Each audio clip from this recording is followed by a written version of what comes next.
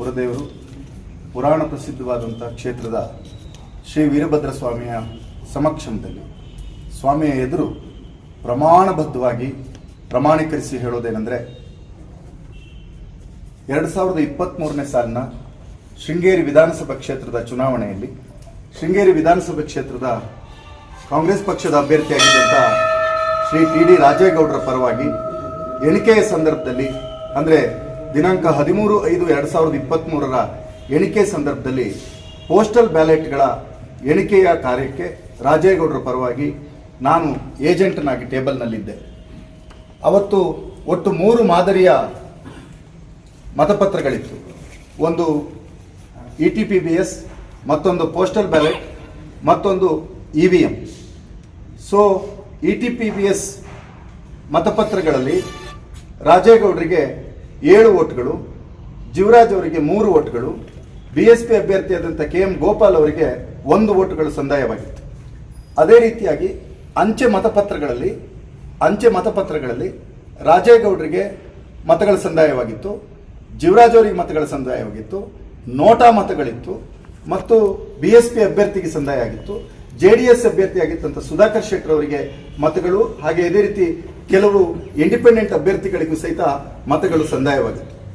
ಆ ಎಲ್ಲ ಮತಗಳನ್ನು ನಮ್ಮ ಸಮಕ್ಷಮವೇ ಪ್ರತಿಯೊಬ್ಬ ಎಣಿಕೆ ಏಜೆಂಟ್ರಿಗೆ, ಅಂದರೆ ಪೋಸ್ಟಲ್ ಬ್ಯಾಲೆಟ್ ಕೌಂಟರ್ನಲ್ಲೇ ಕೂತಿದ್ದಂತಹ JDSನ ಸುಧಾಕರ್ ಶೆಟ್ಟರಿಗೆ, ರಾಜೇಗೌಡರ ಪರವಾಗಿ ಕೂತಿದ್ದಂತಹ ಸುಧೀರ್ ಕುಮಾರ್ ಮುರಳಿಯಾದಂಥ ನನಗೆ, ಅದೇ ರೀತಿಯಾಗಿ JDSನ ಇನ್ನೊಬ್ಬರು ಏಜೆಂಟ್ರಾಗಿ ಕೂತಿದ್ದಂತಹ ಶ್ರೀ ಕಣಿವೆ ವಿನಯ್ ಅವರಿಗೆ, BJPಯ ಎಣಿಕೆ ಏಜೆಂಟ್ರಾಗಿ ಕೂತಿದ್ದಂತಹ ಶ್ರೀ BS ಸತೀಶ್ ಅವರಿಗೆ, ಹಾಗೂ ಅಲ್ಲಿ ಉಪಸ್ಥಿತರಿದ್ದಂಥ ಕೆಲವು ಇಂಡಿಪೆಂಡೆಂಟ್ ಕ್ಯಾಂಡಿಡೇಟ್ಗಳ ಏಜೆಂಟ್ರಿಗೆ ಮತ್ತು ಇಂಡಿಪೆಂಡೆಂಟ್ ಕ್ಯಾಂಡಿಡೇಟ್ಗಳು ಯಾರು ಉಪಸ್ಥಿತರಿದ್ದರು ಅವರೆಲ್ಲರಿಗೂ ಸಹಿತ ಅಲ್ಲಿ ಆ ಮತ ಎಣಿಕೆಯ ARO ಅವರು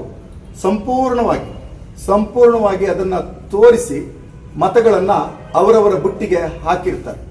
ಆ ರೀತಿ ಮತಗಳನ್ನು ಏನು ಅವರವರ ಬುಟ್ಟಿಗೆ ಹಾಕಿದ್ರು ಅವೆಲ್ಲವುಗಳು ಸಹಿತ ಆ ಬಂಡಲ್ಗಳಲ್ಲಿ ರಾಜೇಗೌಡರಿಗೆ ಸಂದಾಯವಾಗಿರ್ತಕ್ಕಂಥ ಮತಗಳು, ಜೀವರಾಜ್ ಅವರಿಗೆ ಸಂದಾಯವಾಗಿರ್ತಕ್ಕಂಥ ಮತಗಳು, ಸುಧಾಕರ್ ಶೆಟ್ಟರಿಗೆ ಸಂದಾಯವಾಗಿರ್ತಕ್ಕಂಥ ಮತಗಳು, ಅದೇ ರೀತಿಯಾಗಿ ನೋಟಾ ಮತಗಳು, ಇವೆಲ್ಲವುಗಳ ಮತಗಳನ್ನು ಸಹಿತ ಆಯಾಯ ಕವರ್ನಲ್ಲಿ ಹಾಕಿ ಆ ಕವರ್ಗಳ ಮೇಲೆ ರಾಜೇಗೌಡರಿಗೆ ಸಂದಾಯವಾಗಿರ್ತಕ್ಕಂಥ ಮತಗಳೆಷ್ಟು, ಜೀವರಾಜ್ ಅವರಿಗೆ ಸಂದಾಯವಾಗಿರ್ತಕ್ಕಂಥ ಮತಗಳೆಷ್ಟು ಅನ್ನೋದನ್ನು ಸಂಪೂರ್ಣವಾಗಿ ವಿವರಣಾತ್ಮಕವಾಗಿ ಅದರಲ್ಲಿ ಬರೆದು ಆ ಕವರ್ಗಳಲ್ಲಿ ಹಾಕಿದ್ದರು. ಅದೇ ರೀತಿಯಾಗಿ ಅಲ್ಲಿ ನಡೆದಿರ್ತಕ್ಕಂಥ ಪ್ರೊಸೀಜರ್ ಬುಕ್ ಏನಿತ್ತು, ಆ ಪ್ರೊಸೀಡಿಂಗ್ಸ್ ಬುಕ್ಕಿಗೆ ಪ್ರತಿಯೊಬ್ಬರು ಸಹಿತ ಆಯಾಯ ರೌಂಡ್ನಲ್ಲಿ ಯಾರ್ಯಾರಿಗೆ ಎಷ್ಟು ಮತಗಳು ಸಂದಾಯವಾಗಿದೆ, ಆ ರೌಂಡ್ನಲ್ಲಿ ರಿಜೆಕ್ಟ್ ಆದಂಥ ಮತಗಳು ಎಷ್ಟು ಅನ್ನೋದನ್ನ ವಿವರಣಾತ್ಮಕವಾಗಿ ಬರೆದು ಅದಕ್ಕೆ ಅಲ್ಲಿದ್ದಂತಹ ಜೀವರಾಜ್ ಅವರ ಏಜೆಂಟರನ್ನೂ ಒಳಗೊಂಡಂತೆ ಬೇರೆ ಏಜೆಂಟರ್ಗಳು ಸಹಿತ ಯಾವ ತಕರಾರುಗಳನ್ನು ವ್ಯಕ್ತಪಡಿಸದೆ ಅದಕ್ಕೆ ಸಹಿಯನ್ನ ಮಾಡಿದರು. ಅದಾದ ನಂತರ ಮಾನ್ಯ ಜೀವರಾಜ್ ಅವರು ಕರ್ನಾಟಕ ಹೈಕೋರ್ಟ್ಗೆ ಅದಕ್ಕಿಂತ ಮುಂಚೆ ಸ್ವಾಮಿಯ ಸಮಕ್ಷಮದಲ್ಲಿ ಸತ್ಯವನ್ನು ಹೇಳಬೇಕು. ಅದಕ್ಕಿಂತ ಮುಂಚೆ ಜೀವರಾಜ್ ಅವರು ಅವ್ರ ಪರವಾಗಿ ಅಲ್ಲಿ ಮರುಮತ ಎಣಿಕೆ ಆಗಬೇಕು, ವಿಶೇಷವಾಗಿ ರಿಜೆಕ್ಟೆಡ್ ಆಗಿರ್ತಕ್ಕಂಥ 279 ಮತಗಳ ಮರು ಎಣಿಕೆ ಆಗಬೇಕು ಅಂತ ಅರ್ಜಿಯನ್ನು ಕೊಡ್ತಾರೆ. ಆ ಅರ್ಜಿಗೆ ಯಾವುದೇ ಸಂದರ್ಭದಲ್ಲೂ ಸಹಿತ ನಾವು ಲಿಖಿತವಾಗಿ ಯಾವುದೇ ತಕರಾರನ್ನು ಅಲ್ಲಿ ನೀಡಿರುವುದಿಲ್ಲ. ಮತ್ತು ಮತ ಎಣಿಕೆ ಕಾರ್ಯಗಳು ಮುಗಿದು ಟಿ.ಡಿ. ರಾಜೇಗೌಡರಿಗೆ 201 ಮತಗಳ ಲೀಡ್ ಬಂದಿದೆ ಅಂತ ಆದ್ಮೇಲೆ ರಾಜೇಗೌಡರು ಆ ಎಣಿಕೆ ಕೋಣೆಯನ್ನ ಪ್ರವೇಶವನ್ನು ಮಾಡಿದ್ದು ಸಹಿತ ಸತ್ಯ. ಆ ಸಂದರ್ಭದಲ್ಲಿ ಚುನಾವಣಾ ಅಧಿಕಾರಿಗಳು ಮರುಮತ ಎಣಿಕೆಗೆ ಅವಕಾಶವನ್ನು ಕೊಡದೆ, ಮರುಮತ ಎಣಿಕೆ ಅಂದ್ರೆ ರಿಜೆಕ್ಟೆಡ್ ಆಗಿರ್ತಕ್ಕಂಥ 279 ಮತಗಳ ಬಗ್ಗೆ ಕೊಡದೆ ಇದ್ದಾಗ ಜೀವರಾಜ್ ಅವರು ಕರ್ನಾಟಕ ಹೈಕೋರ್ಟ್ಗೆ ಒಂದು ಅರ್ಜಿಯನ್ನು ಸಲ್ಲಿಸಿದರು. ಆ ಅರ್ಜಿಯಲ್ಲಿ ಒಟ್ಟು 19 ವಿವಾದಾಂಶಗಳಿತ್ತು. ಅದರಲ್ಲಿ 18 ವಿವಾದಾಂಶಗಳ ಬಗ್ಗೆ ಮಾನ್ಯ ಕರ್ನಾಟಕ ಹೈಕೋರ್ಟ್ ಜೀವರಾಜ್ ಅವರ ವಿನಂತಿಯನ್ನ ರಿಜೆಕ್ಟ್ ಮಾಡಿ ಕೇವಲ 279 ರಿಜೆಕ್ಟೆಡ್ ಮತಗಳ ಮರುಪರಿಶೀಲನೆಗಾಗಿ ಆದೇಶ ಕೊಟ್ಟಿತ್ತು. ಪೂಜ್ಯ ಸನ್ನಿಧಾನದಲ್ಲಿ ನಾವು ಸಲ್ಲಿಸುವ ಪ್ರಾರ್ಥನೆ ಏನಂದ್ರೆ, ಒಂದು ವೇಳೆ ನಾವು ಯಾವುದಾದ್ರೂ ಮತಗಳು ಮಾಡಿದ್ರೆ, ಮತಗಳು ತಪ್ಪಾಗಿ ನಾವು ರಿಜೆಕ್ಟ್ ಆಗಿರ್ತಕ್ಕಂಥ, ಡಬಲ್ ಎಂಟ್ರಿ ಆಗಿರ್ತಕ್ಕಂಥ, ಮಲ್ಟಿಪಲ್ ಎಂಟ್ರಿ ಆಗಿರ್ತಕ್ಕಂಥ ಮತಗಳನ್ನು ನಾವು ರಾಜೇಗೌಡರ ಮತ ಬುಟ್ಟಿಗೆ ಹಾಕಿಸ್ಕೊಂಡಿದ್ದರೆ ನಾವು ಖಂಡಿತವಾಗಿ ಸುಪ್ರೀಂ ಕೋರ್ಟ್ಗೆ ಮೇಲ್ಮನವಿಯನ್ನು ಸಲ್ಲಿಸಿ ಕಾಲಹರಣ ಮಾಡತಕ್ಕಂಥ ಪ್ರಯತ್ನವನ್ನು ಮಾಡ್ತಿದ್ವಿ. ಅದಕ್ಕಿಂತ ಮುಂಚೆ ಮೇಲ್ಮನವಿಯನ್ನು ನಾವು ಸಲ್ಲಿಸಿರ್ತಕ್ಕಂಥದ್ದು ಬೇರೆ ಬೇರೆ ವಿಚಾರಗಳನ್ನು, ಮರುಮತ ಎಣಿಕೆಯ ವಿಚಾರಗಳನ್ನು ಹೊರತುಪಡಿಸಿ ಬೇರೆ ಬೇರೆ ಆಪಾದನೆಗಳನ್ನು ಮಾಡಿದ್ರಿಂದ ಅದು ಈ ಅರ್ಜಿಯಲ್ಲಿ ತೀರ್ಮಾನ ಮಾಡ್ತಕ್ಕಂಥದ್ದು ಸರಿಯಲ್ಲ ಅಂತೇಳಿ ರಾಜೇಗೌಡರು ಸುಪ್ರೀಂ ಕೋರ್ಟ್ಗೆ ಮೇಲ್ಮನವಿಯನ್ನು ಸಲ್ಲಿಸಿದ್ರು. ಈಗ ನಾವು ಯಾಕೆ ಮೇಲ್ಮನವಿಯನ್ನು ಸಲ್ಲಿಸೋ ಪ್ರಯತ್ನ ಮಾಡಲಿಲ್ಲ ಅಂದ್ರೆ, ನಮಗೆ ಸ್ವಾಮಿಯ ಸನ್ನಿಧಾನದಲ್ಲಿ ಸ್ಪಷ್ಟವಾಗಿ ಹೇಳ್ತೇವೆ, ಆ ದಿನ ಏನು ಮತ ಎಣಿಕೆ ಆಗಿತ್ತು, ಆ ಮತ ಎಣಿಕೆಯ ಪ್ರಕಾರ ಯಾರ್ಯಾರಿಗೆ ಎಷ್ಟು ಮತಗಳು ದಾಖಲಾಗಿ ರಾಜೇಗೌಡರಿಗೆ ಏನು 201 ಓಟುಗಳು ಅಂತರ ಬಂದಿತ್ತೋ ಅದು ಸತ್ಯ ಸತ್ಯ ಸತ್ಯ ಅನ್ನುವಂಥ ಪ್ರಜ್ಞೆ ನಮ್ಗಿದ್ದಿದ್ರಿಂದ ಮೇಲ್ಮನವಿಯನ್ನು ಸಲ್ಲಿಸಲಿಲ್ಲ. ಆದರೆ ಮೊನ್ನೆ ಅಂದ್ರೆ 2/5/2026 ತಾರೀಕು ನಾವು ಮರುಮತ ಎಣಿಕೆ ಕೇಂದ್ರಕ್ಕೆ ನಾವು ಹೋದಾಗ ಅಲ್ಲಿ ಹಲವಾರು ಲೋಪದೋಷಗಳು ಕಂಡಿತ್ತು. ತದನಂತರ 279 ಅಂದ್ರೆ ಜೀವರಾಜ್ ಅವರ ಬಾರಿ ದೊಡ್ಡ ಬೇಡಿಕೆ ಏನಾಗಿತ್ತು, ಆ 279 ಪೋಸ್ಟಲ್ ಬ್ಯಾಲೆಟ್ ಅನ್ನ ಮರುಪರಿಶೀಲನೆಗೆ ತೆಗೆದುಕೊಂಡಾಗ ಕೇವಲ 8 ಮತಗಳು ಮಾತ್ರ ಮರುಪರಿಶೀಲನೆಗೆ ಯೋಗ್ಯವಾದವು, ಅವುಗಳನ್ನು ಪರಿಗಣಿಸಬಹುದು ಅಂತ ಹೇಳಿ ರಿಟರ್ನಿಂಗ್ ಆಫೀಸರ್ ತೀರ್ಮಾನವನ್ನು ಮಾಡಿ ಅದನ್ನು ಆ ಕವರ್ಗಳನ್ನು ಒಡೆದು ನೋಡಿದಾಗ ಅದರಲ್ಲಿ ಸಹಿತ ರಾಜೇಗೌಡರಿಗೆ 3 ಓಟುಗಳು, ಜೀವರಾಜ್ ಅವರಿಗೆ ಕೇವಲ 2 ಓಟು ಮತ್ತು 3 ಓಟುಗಳು ತಾಂತ್ರಿಕ ಕಾರಣಕ್ಕೆ ರಿಜೆಕ್ಟ್ ಆಗಿರ್ತವೆ. ಅಂದ್ರೆ ಮತಪತ್ರಗಳು ಏನು ರಿಜೆಕ್ಟೆಡ್ ಪೋಸ್ಟಲ್ ಬ್ಯಾಲೆಟ್ 279ರಲ್ಲಿ 8 ಓಟುಗಳು ವ್ಯಾಲಿಡ್ ಆಯಿತು, ಆ ಮತಗಳಲ್ಲೂ ಸಹಿತ ರಾಜೇಗೌಡರಿಗೆನೆ 1 ಓಟು ಹೆಚ್ಚು ಬಂದಿರ್ತದೆ, 1 ಓಟು ಹೆಚ್ಚು ಬಂದಿರ್ತದೆ. ತದನಂತರ ಬೇರೆ ಓಟುಗಳನ್ನ ಎಣಿಕೆ ಮಾಡ್ಲಿಕ್ಕೆ ಹೋದಾಗ ರಾಜೇಗೌಡರ ಪಾಲಿಗೆ ಆಲ್ರೆಡಿ ಯಾವುದು ವ್ಯಾಲಿಡ್ ಅಂತಾಗಿತ್ತು ಆ ವ್ಯಾಲಿಡ್ ಓಟುಗಳನ್ನ ಎಣಿಕೆ ಮಾಡ್ಲಿಕ್ಕೆ ಹೋದಾಗ ಅವೆಲ್ಲವೂ ಓಪನ್ ಆಗಿರ್ತಕ್ಕಂಥ ಸೀಲ್ ಇಲ್ಲದೆ ಇರತಕ್ಕಂಥ ಕವರ್ ಅಲ್ಲಿ ಇತ್ತು. ಅವೆಲ್ಲವನ್ನು ಪ್ರೊಸೀಡಿಂಗ್ಸ್ ಬುಕ್ಸ್ ನಲ್ಲಿ ಬರೆದಿದ್ದೇವೆ. ಅದನ್ನು ತೆಗೆದು ನೋಡಿದಾಗ ಸ್ವಾಮಿ ನಮ್ಗೆಲ್ಲರಿಗೂ ಆ ಸಂದರ್ಭದಲ್ಲಿ ಆಶ್ಚರ್ಯ ಆಗುವಂತೆ ಮತ್ತು ಕಂಡು ಕೇಳರಿಯದ ರೀತಿಯಲ್ಲಿ ಮೊದಲ ಬಂಡಲ್ನಲ್ಲೇ 25ಗಳ 2 ಕಟ್ಟುಗಳು ಸಹಿತ ರಾಜೇಗೌಡರ ಪಾಲಿಗೆ ಇದ್ದಂತಹ ವ್ಯಾಲಿಡ್ ಓಟುಗಳು ಡಬಲ್ ಎಂಟ್ರಿ ಆಗಿ ರಿಜೆಕ್ಟ್ ಆದವು. ಅದಾದ ನಂತರ ಮತ್ತೊಂದು ಕಟ್ನಲ್ಲಿ 170ಕ್ಕೆ 170 ಮತಗಳು ಸಹಿತ ರಾಜೇಗೌಡರಿಗೆ ವ್ಯಾಲಿಡ್ ಅಂತ ಹೇಳಿ 13/5/2023ರಲ್ಲಿ ಏನಾಗಿತ್ತೋ ಅದರಲ್ಲಿ 170ಕ್ಕೆ 170 ಮತಗಳು ಸಹಿತ ಡಬಲ್ ಎಂಟ್ರಿ ಮಲ್ಟಿಪಲ್ ಎಂಟ್ರಿ ಆಗಿ ರಿಜೆಕ್ಟ್ ಆಯಿತು.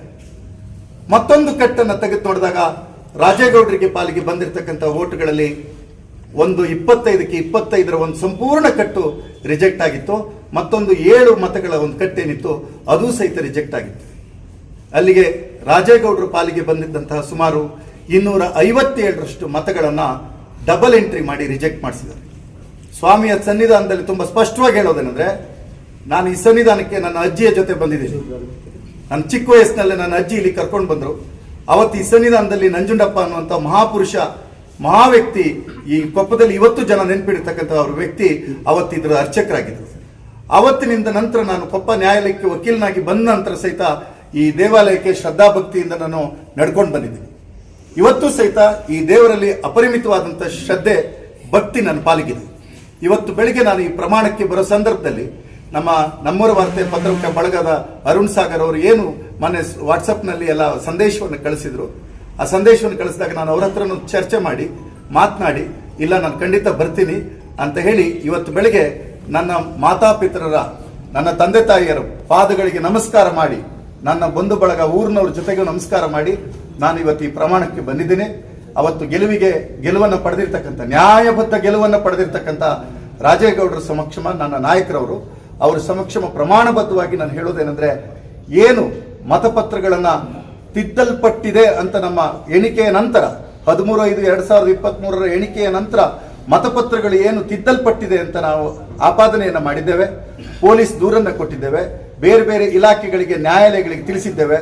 100ಕ್ಕೆ 100 ಸ್ವಾಮಿ ಆ ಮತಪತ್ರಗಳನ್ನ ಈಗ ಯಾರಿಗೆ ಅದು ಲಾಭವಾಗಿ ಪರಿಣಾಮ ಮಾಡಿದೆ ಅವರು ಮತ್ತು ಅವರ ಸಹಚರರು ಅದನ್ನು ತಿದ್ದಿದ್ದಾರೆ ಅನ್ನುವಂಥದ್ದನ್ನ ಸ್ವಾಮಿಯ ಸನ್ನಿಧಾನದಲ್ಲಿ ಪ್ರಮಾಣಬದ್ಧವಾಗಿ ಹೇಳ್ತೇನೆ. ಮತ್ತು ಇದೇ ರೀತಿ ಪ್ರಮಾಣಬದ್ಧತೆಯನ್ನ ಅವತ್ತು ಎಣಿಕೆ ಏಜೆಂಟರಾಗಿ ಭಾಗವಹಿಸಿರ್ತಕ್ಕಂಥ ಎಲ್ಲರೂ ಮಾಡಿ ಈ ಕ್ಷೇತ್ರದ ಜನರೆದುರುಗಡೆ ಸತ್ಯವನ್ನ ತೋರಿಸ್ಕೊಡ್ಬೇಕು. ಸ್ವಾಮಿ ನಿನ್ನಲ್ಲಿ ಮೊದಲ ಪ್ರಮಾಣವನ್ನ ನಾವು ಸಲ್ಲಿಸ್ತಾ ಇದ್ದೀವಿ. ನಿನ್ನೆ ನಮ್ಮ ಗೆಳೆಯರು ತಾಯಿ ದುರ್ಗಾ ಪರಮೇಶ್ವರಿ ಸನ್ನಿಧಾನ ಮಂದರ್ತಿಯಲ್ಲಿ ಮಾಡಿದ್ದಾರೆ. ನೀನು ನಮ್ಮ ಊರಿನ ದೇವರು, ನಿನ್ನೆದುರುಗಡೆ ಈ ಪ್ರಮಾಣ ಪತ್ರವನ್ನು ನಾವು ಪ್ರಮಾಣಬದ್ಧತೆಯನ್ನು ತೋರಿಸಿ ಪ್ರಮಾಣವನ್ನು ಮಾಡಿ ತದನಂತರ ಈ ಕ್ಷೇತ್ರದ ಎಲ್ಲ ಧರ್ಮಕ್ಷೇತ್ರಗಳಲ್ಲಿ, ಎಲ್ಲ ದೇವಾಲಯಗಳಲ್ಲಿ, ಎಲ್ಲ ಪ್ರಾರ್ಥನಾಲಯಗಳಲ್ಲಿ ಸಹಿತ ನಾವು ಪ್ರಾರ್ಥನೆಯನ್ನು ಸಲ್ಲಿಸ್ತೇವೆ. ನೀನು ಸನ್ನಿಧಾನದಲ್ಲಿ ನಾನು ಒಡಮಟ್ಟು ಪ್ರಾರ್ಥನೆ ಮಾಡೋದೇನೆಂದ್ರೆ, ಯಾರು ಅನ್ಯಾಯವನ್ನು ಮಾಡಿದ್ದಾರೆ ಅವರಿಗೆ ಶಿಕ್ಷೆಯನ್ನು ಕೊಡಿಸುವಂಥದ್ದನ್ನು ಮಾಡಬೇಕು.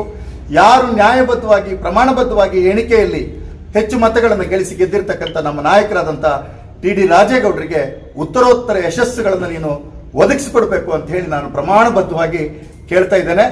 ಒಂದು ವೇಳೆ ನಾನು ಏನಾದರೂ ಆ ಎಣಿಕೆ ಸಂದರ್ಭದಲ್ಲಿ ತಪ್ಪುಗಳನ್ನು ಎಸಗಿದ್ರೆ, ಅಥವಾ ಬಿಜೆಪಿ ಏಜೆಂಟ್ ಆಗಿರ್ತಕ್ಕಂಥ BS ಸತೀಶ್ ಅವರು ಏನಾದರೂ ತಪ್ಪುಗಳನ್ನು ಎಸಗಿದ್ರೆ, ಅವತ್ತು ಯಾರು ಅಧಿಕಾರಿಗಳು ತಪ್ಪುಗಳನ್ನು ಎಸಗಿ ರಾಜೇಗೌಡರಿಗೆ ಹೆಚ್ಚು ಮತ ಬರುವಂತೆ ಮಾಡಿದ್ರೆ ಅವರುಗಳಿಗೂ ಸಹಿತ ಶಿಕ್ಷೆ ಆಗಲಿ, ನನ್ನನ್ನು ಒಳಗೊಂಡಂತೆ ಶಿಕ್ಷೆ ಆಗಲಿ ಅಂತ ಹೇಳಿ ನಾನು ಪ್ರಮಾಣಬದ್ಧವಾಗಿ ಪ್ರಾರ್ಥನೆಯನ್ನ ಸಲ್ಲಿಸ್ತಾ ಇದ್ದೀನಿ.